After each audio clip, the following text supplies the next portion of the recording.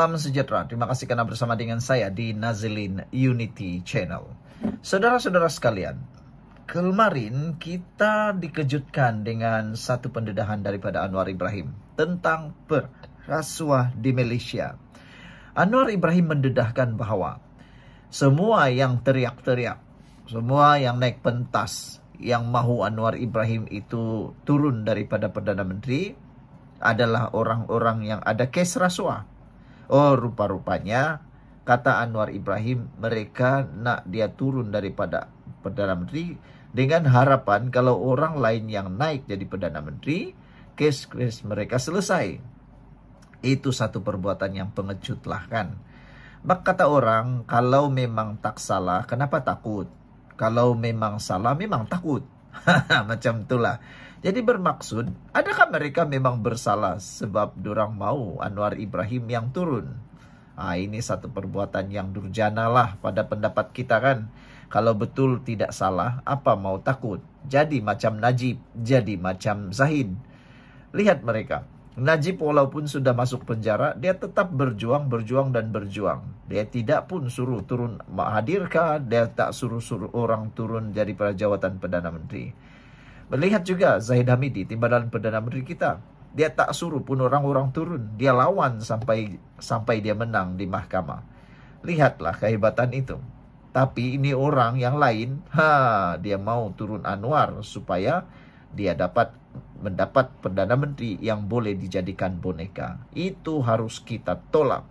Kita tidak mau ada Perdana Menteri yang jadi boneka. Malam ini ada seorang kawan bertanya, Anwar Ibrahim bolehkah tangkap ketua perasuah? Jadi saya uraikan kepada Anda semua. Anwar akan tangkap ketua perasuah. Isyarat perang terhadap penyangak negara. Sebelum saya teruskan ulasan ini, jangan lupa tinggalkan komen Anda dengan tanda pagar saya sayang Malaysia. Ini Trump Transfer Factor for Life. Saya perkenalkan dulu kepada Anda semua. Terapi imun yang meningkatkan daya imun badan kita sehingga 400%. Terapi imun ini mendidik, menjaga, mengajar, bahkan meningkatkan imun badan kita sehingga 400%. Secara umum dan ringkasnya, kita kena penyakit karena daya imun badan kita yang bodoh. Kita kena penyakit karena imun badan yang tidak kuat lagi. Secara ringkas dan umumnya, apabila imun badan kita jadi bodoh, dia juga akan menyerang tubuh badan kita sendiri. Lalu kita kena autoimun. Autoimun penyakit yang paling susah untuk disembuhkan, kena imun badan kita menyerang diri kita sendiri. Tapi dengan terapi imun ini, ianya akan mendidik imun badan kita mengenal mana satu lawan, mana satu kawan dalam tubuh badan kita. Dapatkan produk ini melalui nombor telepon saya yang tertera. Dan ingat, ini produk yang paling luar biasa, penemuan bersejarah dalam abad ini. Dan ianya juga halal serta diperakui oleh dokter-dokter di seluruh dunia. Dan juga lulus KKM.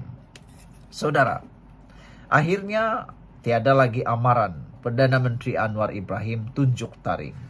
Ketua perasuah yang selama ini kebal, kini ditangkap.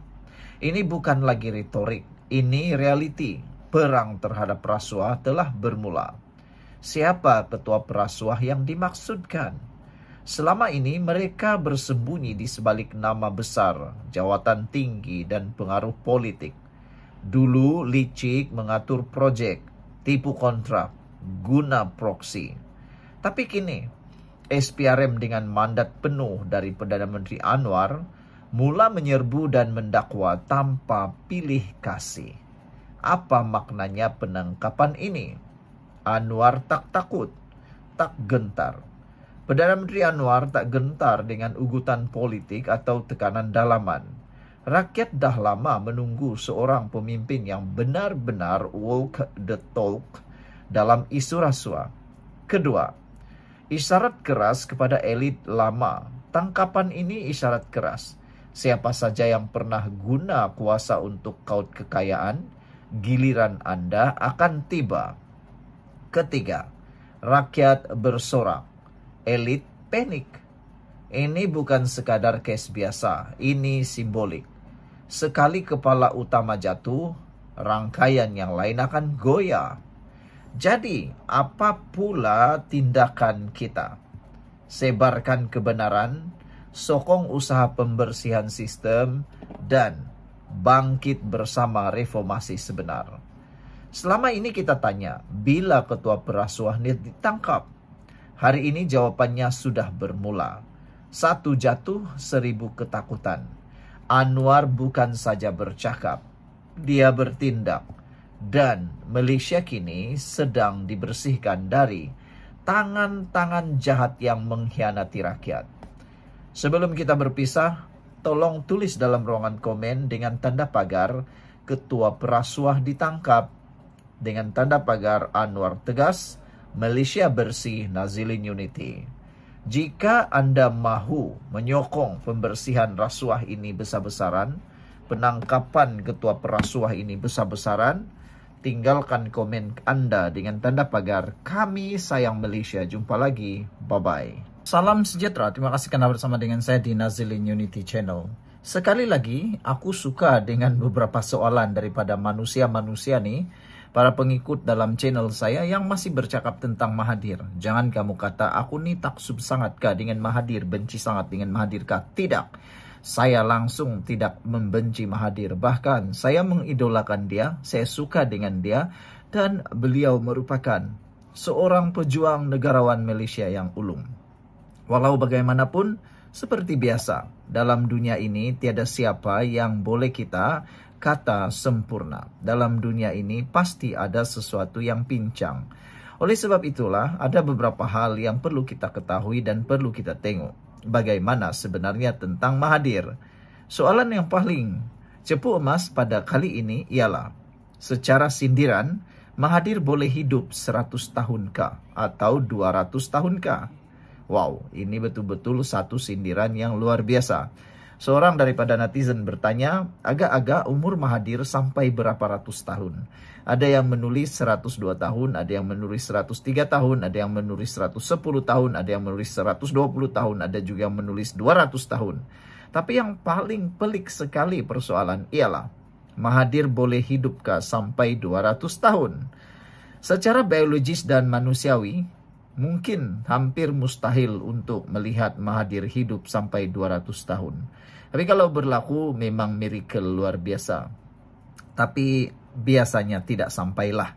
Walau bagaimanapun kita sebagai rakyat Malaysia yang pernah dipimpin oleh Tun Mahathir, kita mendoakan kesejahteraan dan kesehatan beliau. Soalan bolehkah Mahathir hidup 200 tahun? Marilah kita jawab dengan gaya sindiran politik tajam tapi bermakna. Sebelum saya teruskan ulasan ini, jangan lupa tinggalkan komen Anda dengan tanda pagar Kami Sayang Malaysia. Saya perkenalkan dulu kepada Anda, ini terapi imun Transfer Factor for Life. Terapi imun yang meningkatkan daya imun badan kita sehingga 400%. Secara umum dan ringkasnya, kita kena penyakit karena daya imun badan kita yang lemah. Kita tidak sembuh daripada penyakit karena imun badan kita yang bodoh. Kita juga tidak lari daripada pelbagai jenis masalah kesehatan. Kita mudah kena penyakit. Kita kena autoimun karena imun badan kita yang bodoh. Penyakit autoimun ialah kebodohan imun badan yang menyerang diri kita sendiri. Tetapi dengan adanya terapi imun ini mendidik, mengajar, merangsang dan menaturalkan atau menstabilkan imun badan kita, kita jadi sehat karena imun badan kita bertindak, menjaga, melindungi dan membersihkan akar penyakit yang ada dalam tubuh badan kita. Dapatkan produk yang hebat ini, penemuan paling bersejarah dalam dunia kedokteran abad ini. Diluluskan oleh KKM, halal dan juga diperakui oleh dokter-dokter di seluruh dunia dan di Malaysia. Dapatkannya sekarang, jangan kau tangguh-tangguh lagi. Sekali lagi saya cakap, jangan tangguh-tangguh lagi. Sudah beribu-ribu, berjuta-juta testimoni tentang produk ini. Baiklah, saudara-saudara sekalian, Mahathir nak hidup 200 tahun, kalau ikut sejarah dan kuasa politik, bukan umur tubuh Mahathir yang kejar, tetapi umur dan pengaruh. Umur pengaruh. Ya, Mahathir bukan nak hidup 200 tahun atas dunia. Dia cuma mahu pengaruhnya kekal hingga 200 tahun.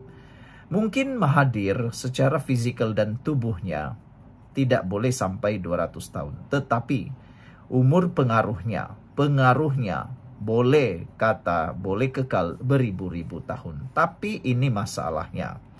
Selagi orang Mahathir masih dalam sistem, dia masih hidup. Dalam parti, dalam kerajaan tempatan, dalam GLC, dalam NGO, bahkan dalam media. Legasi Mahathir bukan sekadar tubuh, tapi sistem yang dia bina. Kroni, sabotaj, politik fitnah. Setiap kali kerajaan nak berubah, pasti ada bayang-bayang Mahathir. Macam hantu dalam rumah lama. Tak nampak tapi ganggu. Ini yang paling orang tak suka. Para penyokong Pakatan Harapan, penyokong Anwar Ibrahim sangat setuju dengan istilah ini. Macam hantu dalam rumah lama, tidak nampak tapi ganggu.